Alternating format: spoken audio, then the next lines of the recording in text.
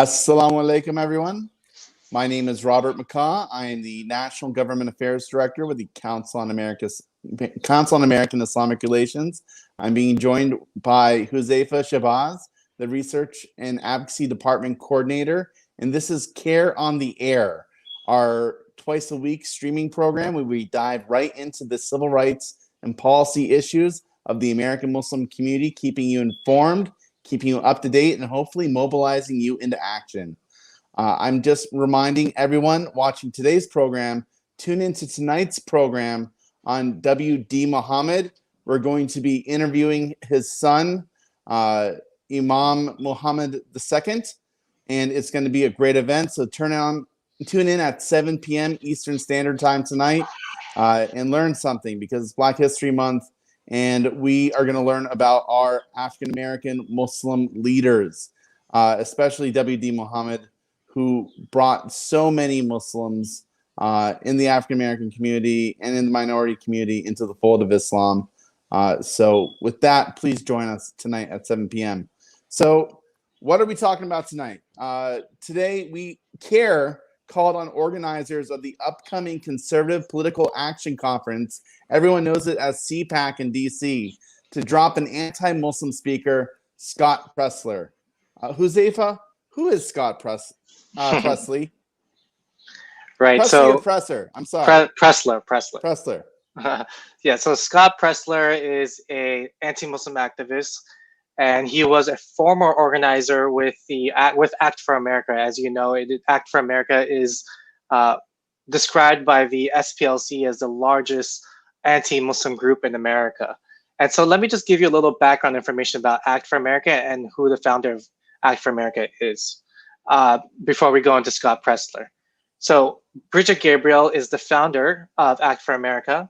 It is an organization that has claimed that Brigette Gabriel has claimed that Muslims cannot be loyal to the United States, that Islam is the real enemy. And the group is also known for spewing anti-Muslim conspiracy theories, including Muslims are quote unquote infiltrating American institutions to impose Sharia law. And again, over the years, she has made countless anti-Muslim comments during public engagements. Just to give an example, she has stated practicing Muslims who believe in the teachings of the Quran cannot be loyal citizens to the United States of America. And so this is an organization that Scott Presler, has been a part of. So while he was working at Act for America, he was responsible for organizing the group's anti-Muslim, what we call quote unquote, March Against Sharia events. And so in June 2017, NPR actually reported that the marchers attracted a lot of the far-right sympathizers, including those who decorate their posts with Confederate flags, things of that sort. And a prominent white supremacist, Billy Roper, he described the rallies on his podcast as we want to send a message to Muslims that they are not welcome in our communities. And so what we're dealing here with a person who is explicitly anti-Muslim. We also have information that Presler actually was reportedly present during the January 6th insurrection at the Capitol and described it as, quote, the largest civil rights protest in American history, which is, but in reality, it was in an insurrection at on our Capitol. He now works for the Republican Party of Virginia, and he works to independently promote Donald Trump. And so this is the person who CPAC wants to invite. This is a person that if they refuse to invite, it's an endorsement of his views, and really an embracement of his views. And it's not who. And if the conservatives care about their quote unquote values and what they purport to say, they would immediately drop this speaker from the CPAC event. Great. That's a lot of good information. So just to let you know, I've been working at CAIR since 2011. I saw that 2017 rally that really took place, or was supposed to take place, across the country. In some places, no one showed up. In other places, you had a mix of anti-Muslim haters. You had, white supremacist groups like Identity Europea. You had, Proud Boy prototype groups in there. The same people that backed the insurrection were showing up to the rallies that he was organizing in 2017. And now we see he was one of the promoters of the most recent January 6th rally, which turned into an insurrection. Quick question. What was his title at Act for America? I think he was the it was like the national, I think some coordinator role. I don't recall, but he was the primary organizer, one of the primary organizers of these anti-Sharia marches and events that were taking place. That also fanning the flames of white supremacy in the United States and a lot of the far right movement that we see here. Act for America has for years promoted these anti-foreign law, anti-Sharia bills.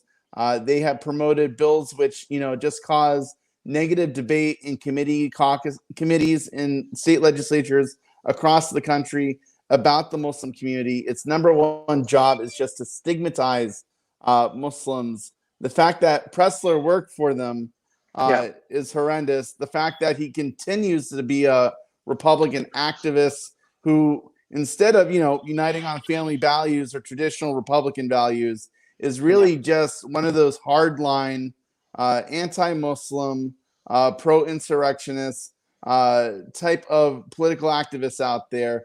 And I see that the panel he's working on at CPAC, the panel that he's speaking on, it's about voting integrity.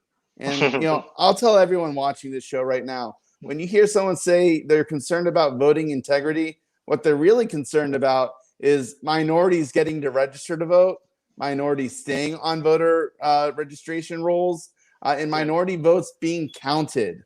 When you looked at the Trump campaign's pushback and false claim that the election was stolen, again, you would keep on seeing that they were trying to have recounts in minority-heavy districts. And so it's really all these so-called pushes for voting integrity. It's really just anti-democratic pushes for stripping the rights of minorities from voting and having their voices heard and their votes counted.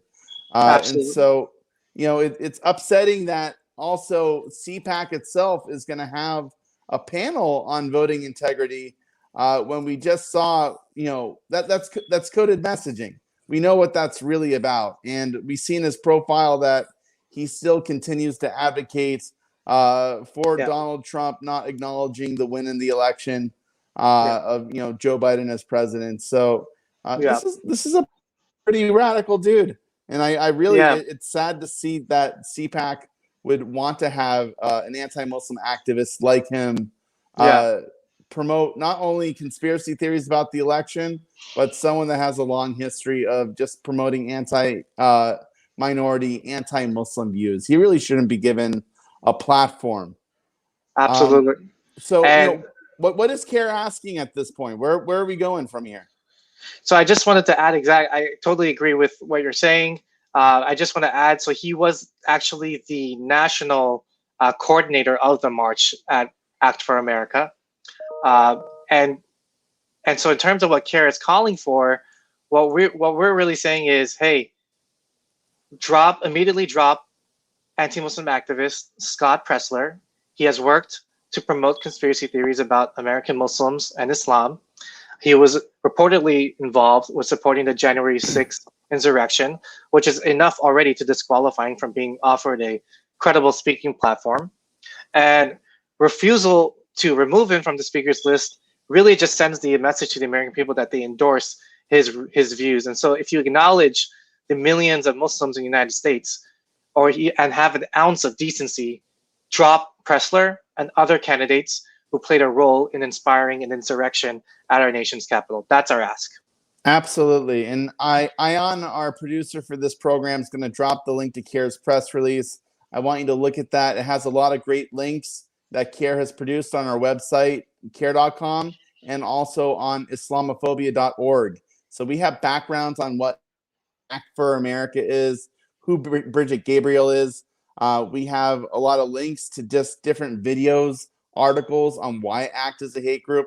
We're not just opposed to Presler because, we don't like him. We're opposed because he worked with a very big national anti-Muslim grassroots organization, and he was one of the key organizers for a notorious anti-Muslim protest that took place in 2017. And I can tell you, again, working at CAIR back then, there were Muslim communities across the country that were very afraid about the protests.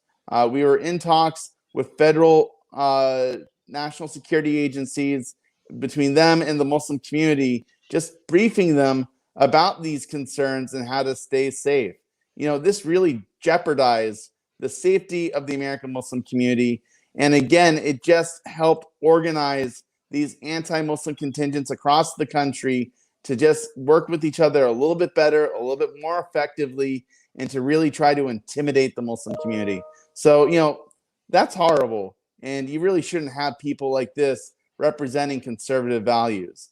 I like to think I myself have a mix of conservative and liberal values. When I look at CPAC, I really wouldn't want that conference to invite the bigots that it keeps on actually inviting every year, which we're very opposed to.